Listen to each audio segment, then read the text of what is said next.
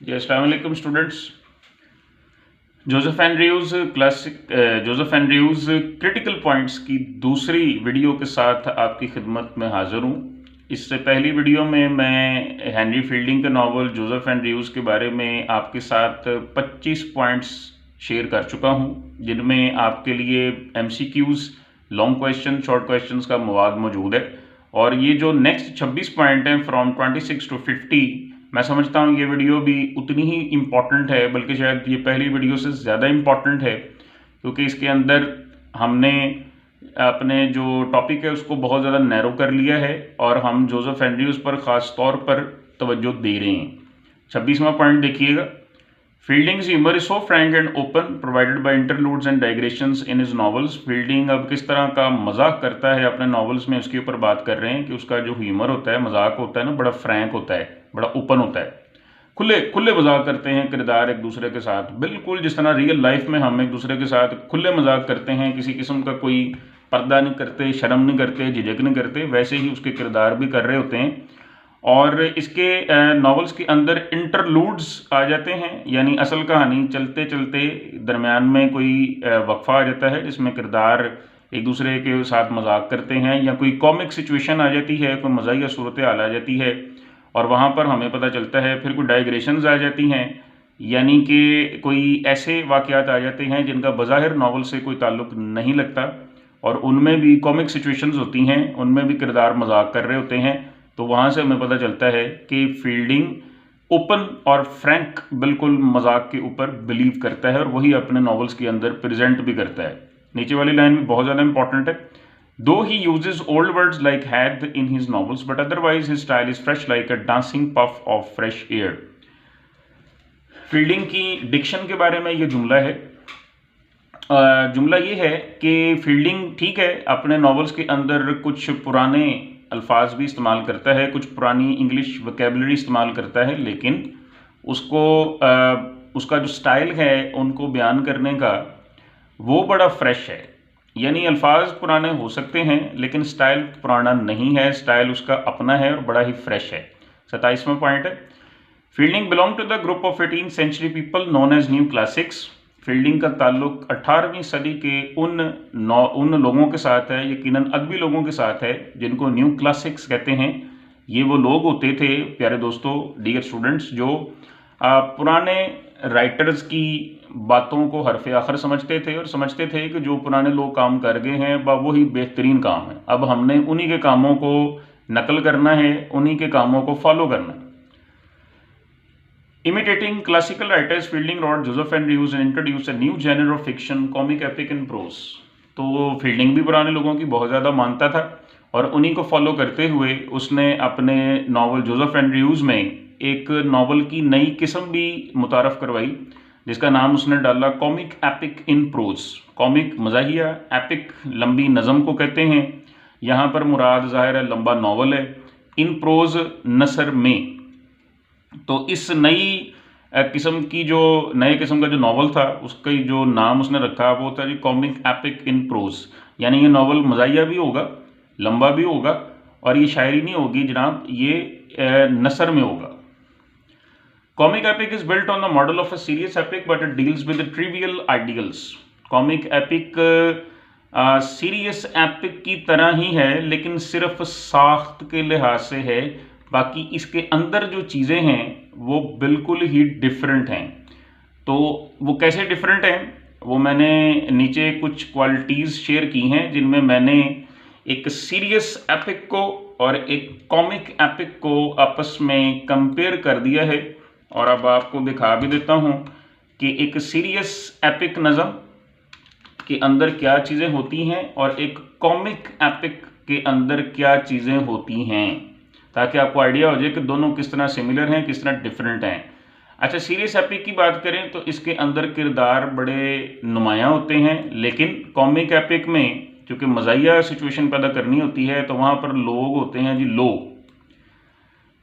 अगर थीम की बात की जाए तो सीरियस एपिक में थीम बड़ा बुलंद होता है, जबकि कॉमिक एपिक में आम सी चीज़ें डिस्कस हो रही होती हैं। फेबल की बात करें, मतलब कहानी कैसी होती है, तो वहाँ पर बड़ी संजीदा कहानी होती है, लेकिन कॉमिक एपिक में मज़ा ही ऐसी कहानी होती है। एक्शन की बात करें तो सीरियस एपिक में बड़ा सीरियस एक्शन हो रहा होता है, जंगें हो रही हैं, बंदे मर रहे हैं, बड़ा कुछ हो रहा है। लेकिन कॉमिक एपिक में मज़ाहिया एक्शन होता है जी, मज़ाहिया सूरत हाल होती है, लोग इसको देख के हंस रहे होते हैं। अगर बोली की बात की जाए, वर्डिंग की बात की जाए, तो सीरियस एपिक में चूँकि हाई चीज़ें पेश करनी होती हैं, बड़ी सीरियस चीज़ें पेश करनी होती हैं, तो उसकी जो ज़ुबान की क्वालिटी है वो बड़ी हाई है। लेकिन कॉमिक एपिक में ज़ुबान की क्वालिटी, अल्फाज की क्वालिटी बड़ी नॉर्मल सी है। मतलब मज़ाहिया सूरत हाल आपने देनी है तो बाज़ औक़ात तो आप कुछ ऐसे अल्फाज इस्तेमाल कर रहे होते हैं जिनको लोग लो भी कहते हैं कि ये तो बड़े घटिया अल्फाज इस्तेमाल किए हैं। अब 31वां पॉइंट है जी, in the same way comic epic differs from comedy as well. वो कहते हैं कि कॉमिक एपिक ये भी नहीं है कि बिल्कुल कॉमेडी ही है, एज लिटर has limited action and characters. क्योंकि कॉमिक एपिक जो है ना प्यारे दोस्तों, इसके अंदर कहानी भी लंबी होती है और कहानी मज़ाहिया भी होती है और बहुत सारे किरदार भी होते हैं। लेकिन अगर आप सिर्फ कॉमेडी की अगर बात करें तो उसकी कहानी छोटी होती है, किरदार थोड़े होते हैं और एक्शन भी बहुत ही लिमिटेड सा होता है। लिहाजा कॉमिक एपिक सीरियस एपिक से भी डिफरेंट है और कॉमिक एपिक कॉमेडी से भी डिफरेंट है। आप ये ना समझें कि इसके अंदर सारे एलिमेंट्स कॉमेडी के ही हैं।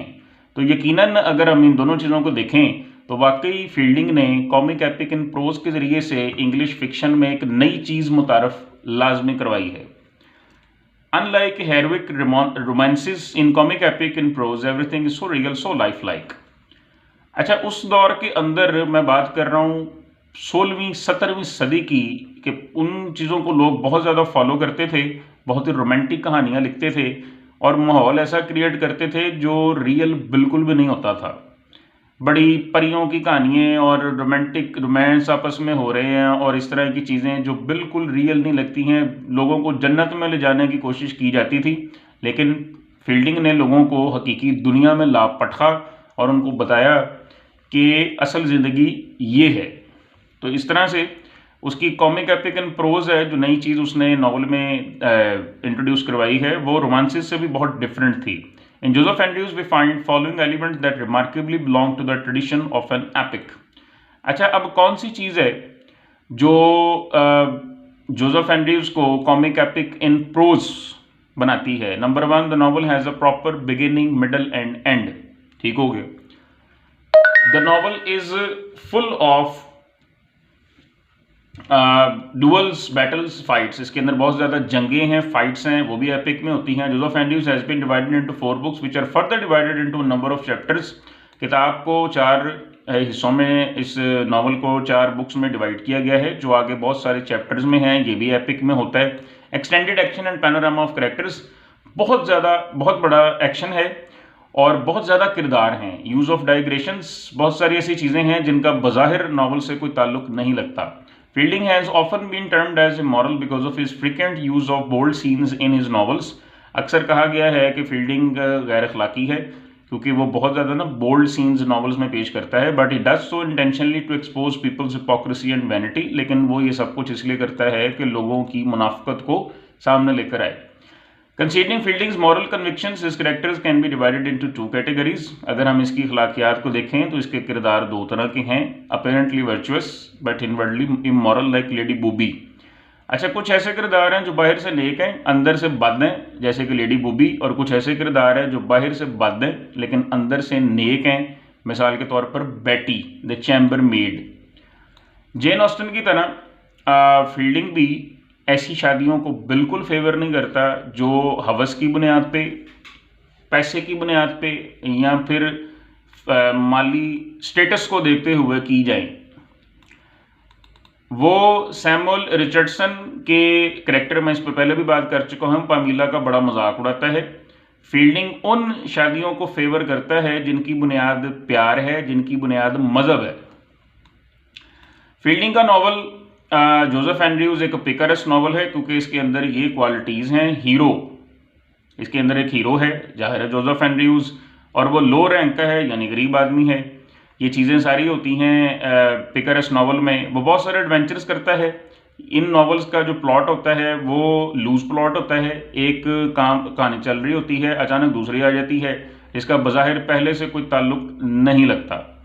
फ्लैट करैक्टर्स होते हैं जी, वही कोई उनमें जहनी तब्दीली नहीं आती, बहुत ज़्यादा करैक्टर्स होते हैं और ये नॉवेल्स सोसाइटी पर तंज कर रहे होते हैं और ये नॉवेल्स बहुत सारी बुक्स में डिवाइडेड होते हैं, तो ये सारी क्वालिटीज़ नॉवल के अंदर मौजूद हैं। वर्ड पिकारस पे गौर करें तो ये लफ्ज़ स्पेनिश है और ये लफ्ज़ पिकारो से निकला है, जिसका मतलब होता है जी बदमाश या विलन।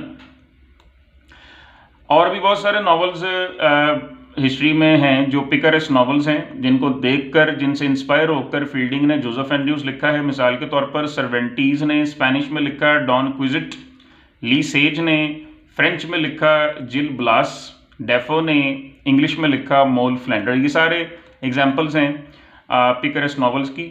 फील्डिंग ख़ास तौर पर सर्वेंटीज़ के नॉवल डॉन क्विजिट को बहुत ज़्यादा फॉलो करता था और उसने पिकरस नॉवल लिखते हुए इसको बहुत ज़्यादा फॉलो किया हुआ।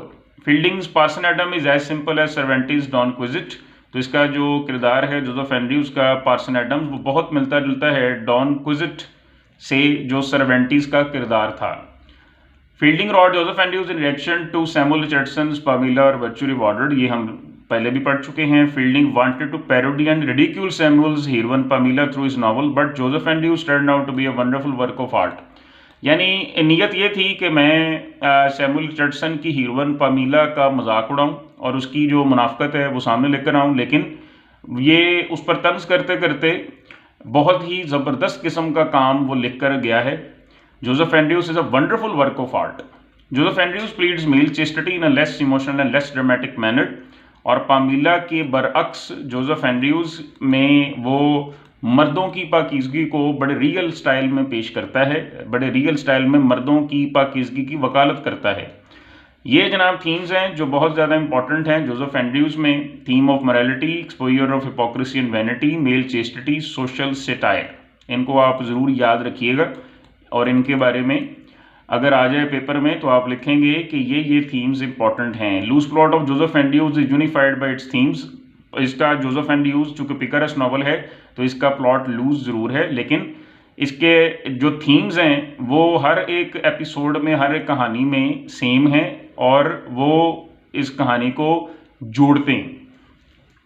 हैनी फील्डिंग के थीम्स यूनिवर्सल अपील रखते हैं अपने रीडर्स के लिए। वो सिर्फ उसके दौर के लिए उसके थीम नहीं है, बल्कि हर दौर का रीडर उनको देखकर इंस्पायर होता है, उनको पढ़कर इंस्पायर होता है जी। Owing to his reality-based depiction of human life, Fielding is known as realist। वो चूँकि बहुत ज़्यादा रियलिटी पर बेस्ड चीज़ें पेश करता है, तो लिहाजा फील्डिंग को हकीकत पसंदों का हकीकत पसंद कहा जाता है। यानी ये भी कहा जाता है कि फील्डिंग ही वो पहला इंग्लिश नॉवलिस्ट था जो रियलिटी बेस्ड चीज़ें इंग्लिश नॉवल में लेकर आया। प्यारे दोस्तों, वक्त के दामन में इतनी ही जगह थी। आप मज़ीद वीडियोस को, मेरी दोनों वीडियोस को बैक करके, रिवर्स करके, रिवाइंड करके देखिएगा और इम्पॉर्टेंट पॉइंट्स को आप नोट ज़रूर कीजिएगा। मैंने सारे पॉइंट्स आपको बता दिए हैं, अब आपके ऊपर फ़र्ज़ है कि आप इनको दोबारा से देखें और इन पर गौर करें। नेक्स्ट वीडियो तक के लिए मुझे इजाज़त दीजिए। अल्लाह हाफिज़।